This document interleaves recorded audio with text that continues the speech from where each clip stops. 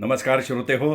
साहित्य पंढरी या कथाकथन चॅनलवर गेले काही दिवस तुम्ही ऐकतोय दस काकडे लिखित फिरंगी ही कादंबरी. काल 9वा भाग तुम्ही ऐकलात. त्या भागात आपण बघितलं की भजन्याने बाईजाबाचं घर जाळून टाकलं. तिच्या आईला म्हणजे पाटलीणबाईंनाही त्यांनी जाळून मारलं. शिवा तिथे आला होता. शिवाने जावई या नात्याने पाटलीणबाईंच्या प्रेताला अग्नी द्यायचं शेवटी का होईना मान्य केलं, अर्थात तयारी दाखवली असं म्हटलं पाहिजे आपण. पण त्याच वेळेला भजन्या फिरंगी सैन्य घेऊन तिथे आला होता. त्यामुळे शिवाला आणि त्याच्या बाकीच्या क्रांतिकारकांना तिथून पळ काढायला लागला. आणि बायजाबांनी मात्र त्याला दम भरला की पुढे आलास तर तुझी सुद्धा चिता याच स्मशानभूमीत मी पेटवीन. बघूयात आता पुढे काय होतंय. या क्रांतिकारकांची चळवळ पुढे काय साध्य करतेय ऐकूयात आजच्या या 10व्या भागात. प्रतिसरकारची यंत्रणा जबरदस्त काम करायला लागलेली होती. शिरोलीमध्ये सुभेदार भजन्यानं बैजाबाईची आई जाळूनच मारलेली होती. वाडा पण जाळला होता. यात सगळा वैयक्तिक सूड होता.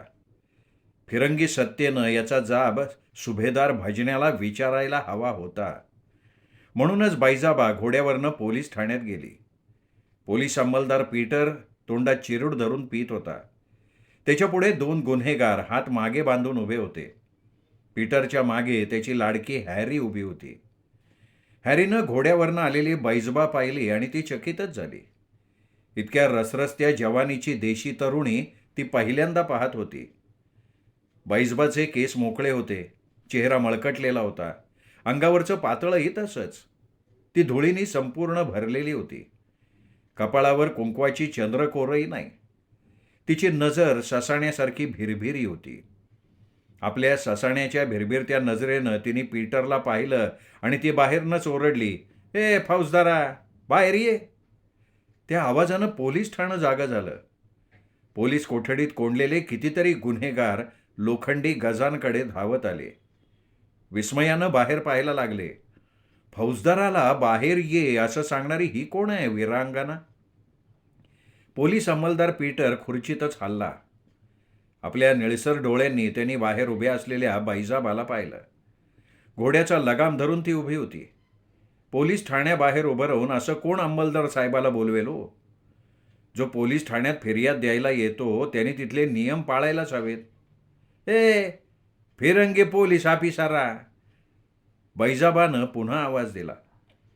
पोलीस अंमलदार पीटरनी आपल्या लेकीकडे पाहिलं. डोळ्यांनी तिला इशारा केला की बाहेर जा, कोण आहे ते बघ. हॅरी बाहेर आली.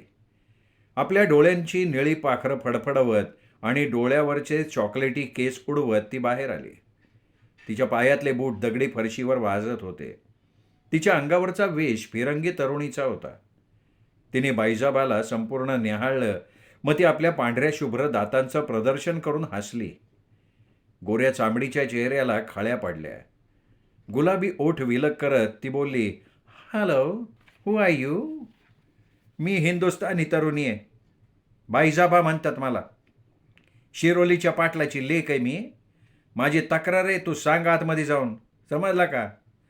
"हो, yes, I understood. But come in and tell to police officer." "मी काय आत येणार नाही. माझ्यावर झालाय अन्याय. माझ्या वाड्याला त्या सुभेदार भजन्यानं आग लावली. माझी आई त्यात जाळून मारली तिने." "व्हॉट? तुझा वाडा जाळला? ओह, दॅट सुभेदार भजन्या. ओह डॅम इट." हॅरी तशीच मागे वळली. वेगानं आत धावतच आली. तिने बैजाबाची तक्रार लगेच बापाला सांगितली. पोलीस अंमलदार पीटर लगेच खुर्चीतनं उठला. तोपर्यंत चिरोट त्या सनकीतच चांगला भपकन ओढला. छातीत नरड्यातनं धूर असा भरून गेला तसा तो छाती धरून क्षणभर गप्पच झाला. आपल्या बापाला या उष्ण देशात चिरुटाचा धूर सहन होत नाही. या चिरुटानं तो खोकायला लागलाय. चिरूट सहन होत नाही तर हा ओढतो कशाला? डॉक्टरांनी पण याला चिरूट मना केलाय, पण ह्याची स्मोकिंगची हॅबिट. ती हॅबिट इंग्लंडमध्ये ठीक आहे ना. त्या देशात थंडीत सारखा चिरूट तोंडात ठेवला तरी छातीत कफ वाढत नाही, तोंडावाटे कफ बाहेर पडत नाही. पण ह्या गुलाम राष्ट्रात काहीच सहन होत नाहीये. इथली हवा, पाणी, अन्न सगळंच कसं आपल्या आरोग्याला धोकादायक आहे. इथे हे सगळं घाणेरडं असूनही लोकांना ते पुरेसं मिळत नाही. मग हा देश आपल्या कंपनी सरकारला गुलाम करण्यासाठी का आवडला असेल? तिने बापाला नेहमी हा सवाल केलेला होता. तिचा बाप त्याच्यावर फक्त चिरूट ओढायचा आणि धूर सोडायचा. पोलीस अंमलदार आपले डोळे पुसत उभा राहिला. हॅरीनं त्याच्या तोंडातला चिरूट काढला आणि तो सरळ खाली फेकून दिला. आपल्या बुटाच्या टाचेखाली तो चिरडला. Oh my sweet girl. तुम्ही त्या बाईजाबाची तक्रार बघा. तिची कंप्लेंट आहे. सुभेदार Bhajanya burnt her house and her mother. Police अंमलदार पीटरच्या कानावरती बातमी पडली आणि तो लाल भडक झाला. आपला अंमल या एरियात असताना सुभेदार भजन्याने हे केलंच कसं? मेजर रोजने त्याला एवढा सैल सोडलाच कसा? पोलीस अंमलदार पीटर बाहेर उभ्या असलेल्या बाईजाबाकडे पाहतच राहिला. हॅरीच्या वयाची ही हिंदुस्थानी पोर. बाईजाबानं त्याला आपली तक्रार पुन्हा सांगितली. तिला न्याय हवा होता. मग त्यांनी तिला सरळ सांगितलं, उद्या ये तू. मी मेजर रोजशी कॉन्टॅक्ट करतो. त्या सुभेदाराला त्याच्याच मिलिटरीचा हिसका दाखवतो. मेजर रोज हा हॅरीचा मामा आहे ही माहिती मिळताच बाईजाबाला तो एक चांगला दुवा मिळाला. हॅरीशी मैत्री करून ती मेजरपर्यंत जाऊ शकत होती. त्या सुभेदार भजन्याला ती चांगला इंगा दाखवू शकत होती. Baijaba, you know Shiva? शिवा? कोण यो शिवा? बाईजाबाने वेड पांघरलं. The freedom fighter, the great Patriot.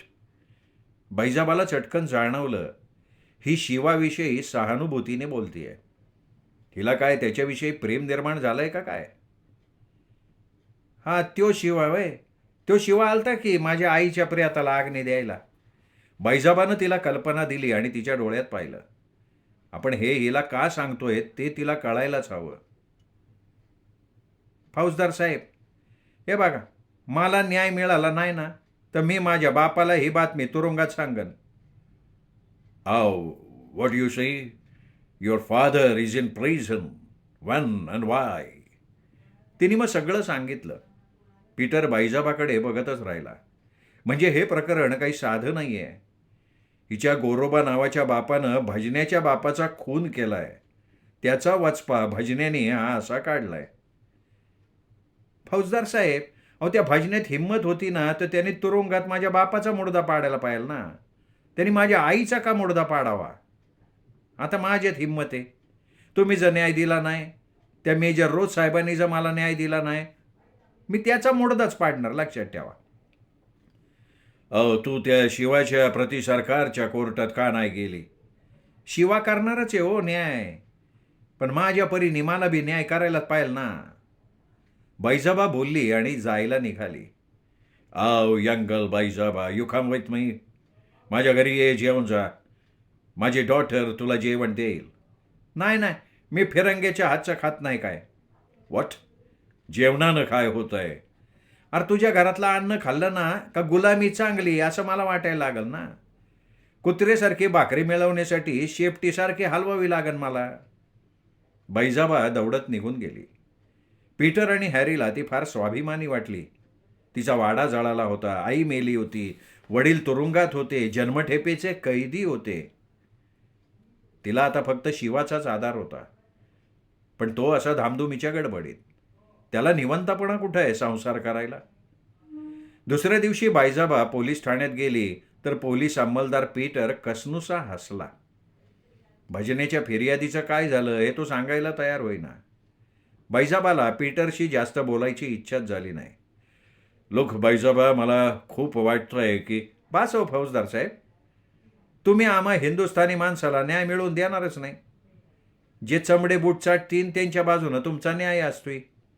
आता न्याय मी करल, नाही तर शिवाचं प्रतिसरकार तो न्याय करलच. मड खोऱ्यातले जंगलपट्टी शिवा आणि त्याचे साथीदार नव्या जागेत बसलेले होते. भैरू रामोशाचं खोरं ते, त्याचंच राज्य तिथे. तो त्यांना दरोडे घालायला मदत करायला लागला होता. शिवाच्या शक्तीपुढे भैरूनी माघार घेतली होती. या नादानपणानं त्याचा बाप बिजल्या बेचैन झालेला होता. त्याचं दारू पिणं वाढलं होतं. झोपड्या पुढच्या खाटेवर तो आता दारू जास्तच बडबड करायला लागला होता. भैरू शिवाचा गुलाम व्हावा म्हणजे काय? हड, आपण या मावळ खोऱ्याचे राजे, आपलं राज्य चालायचं इथं. तर हा शिवा आता इथे राज्य करायला निघालाय. भैरूला, फिरंगी सत्तेला बातमी फिरवून दरोडे घालायचा कित्ता गिरवून दिला होता, तो कित्ता सगळा फुकट गेलाय. बावल्या दारूत असंच बडबडत असताना त्याच्या बाजूला पावलं वाजली. बावल्या शुद्धीवर नव्हताच. आपल्या बाजूला कोण उभं आहे हे त्याला कळायला मार्गही नव्हता. तो होता भैरू. बापाची बडबड ऐकून तो वैतागला. कोण आहे रे? बाहेर आहे का कोण आहे हा? त्याच्या बापाचं त्याच्याकडे लक्ष गेलं म्हणून तो त्याचा पाणउतारा करण्यासाठी बोलत होता. हा मीच आहे. काय बडबडतो रे तू? त्या मार्तंड्याने त्या फिरंगी पोरीला त्याच्या नावाने बांगड्या घातल्या, तिला नऊवारी साडी आणि चोळी नेसवली, तिला आपली बायको केली. आता त्याची ती बायको आहे कुठं त्याच्याकडं? त्या मार्तंडाचा तरी पत्त्या कुठे? तो कुत्रेचा आहे रे, बिनशेपटीचा. तू भाकरी खा त्या शिवाची आजची. अरे तू तुझ्या नावानं राज्य करायचं होतं ना माझ्यासारखं. मला कशी सगळे गावं चाळात चाळा कापायची.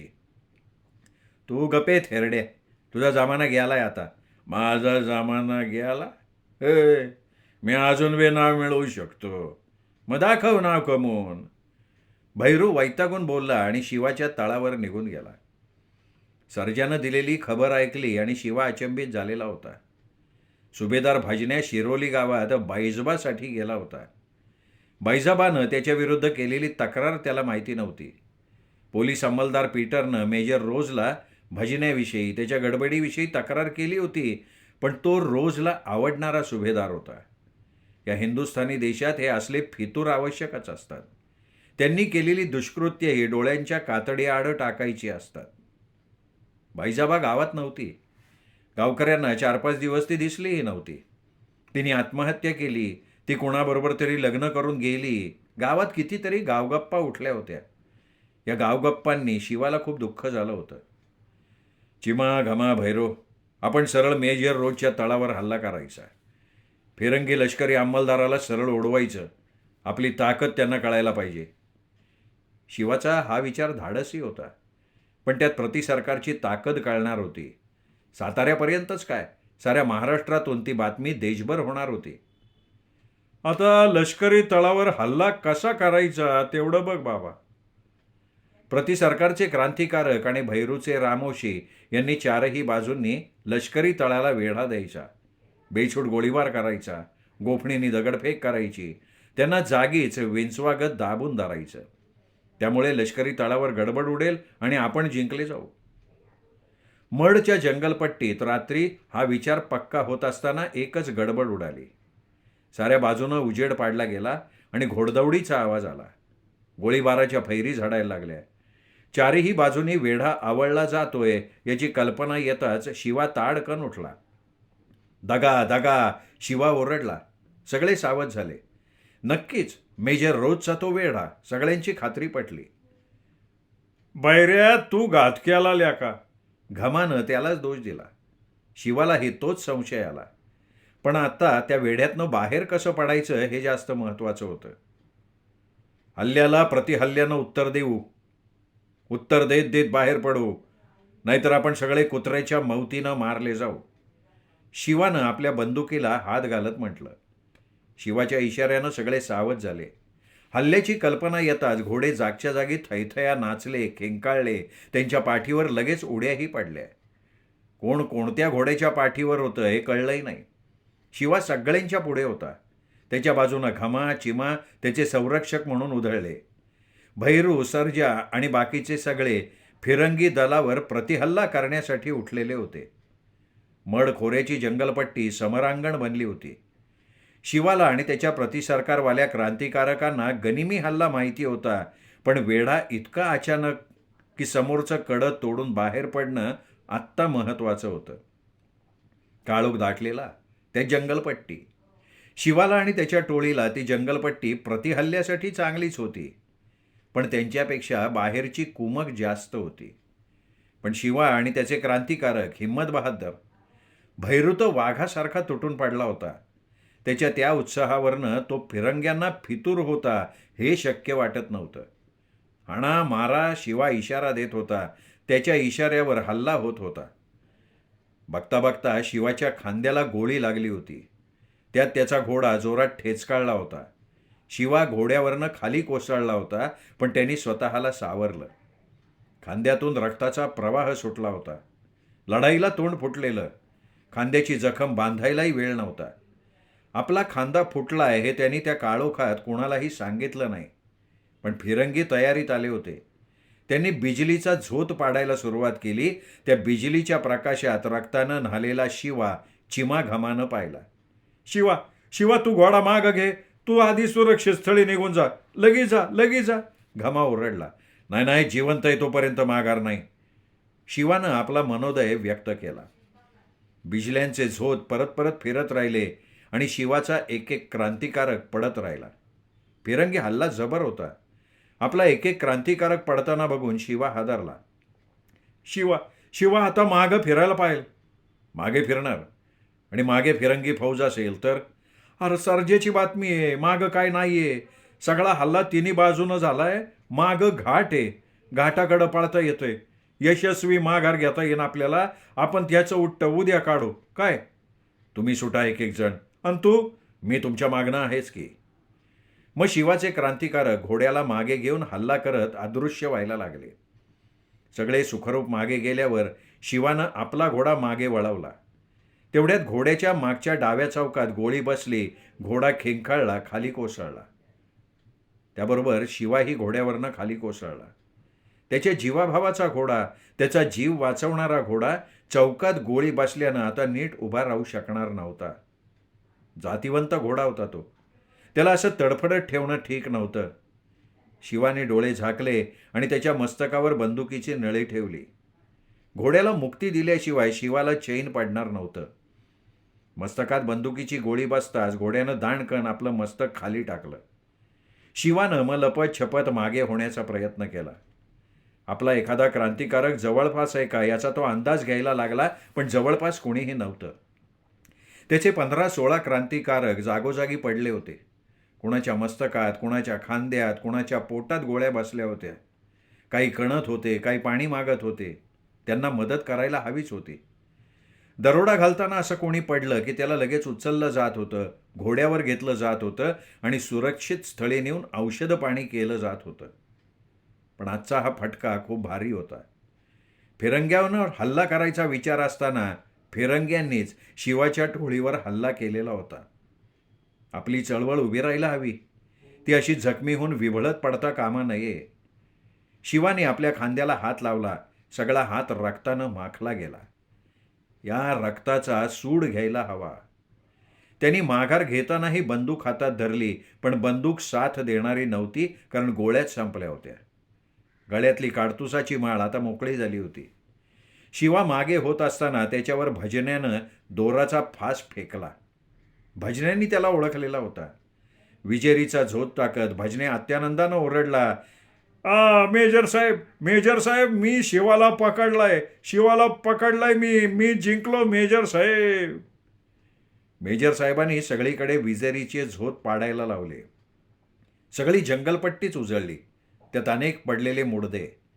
शिवाच्या क्रांतिकारांपेक्षा फिरंग्यांचे दुप्पट मुडदे होते. शिवाचं मन त्यावेळी अभिमानाने भरून आलं. देशाच्या स्वातंत्र्यासाठी स्वातंत्र्य देवतेची आपल्या क्रांतिकारकांनी चांगलीच पूजा बांधली आहे. धन्य धन्य त्यांची. मेजर रोजनं शिवाच्या तोंडावर प्रकाश टाकल्यावर त्याला चांगला बघून घेतला. शिवा काही धिप्पाड पुरुष नव्हता.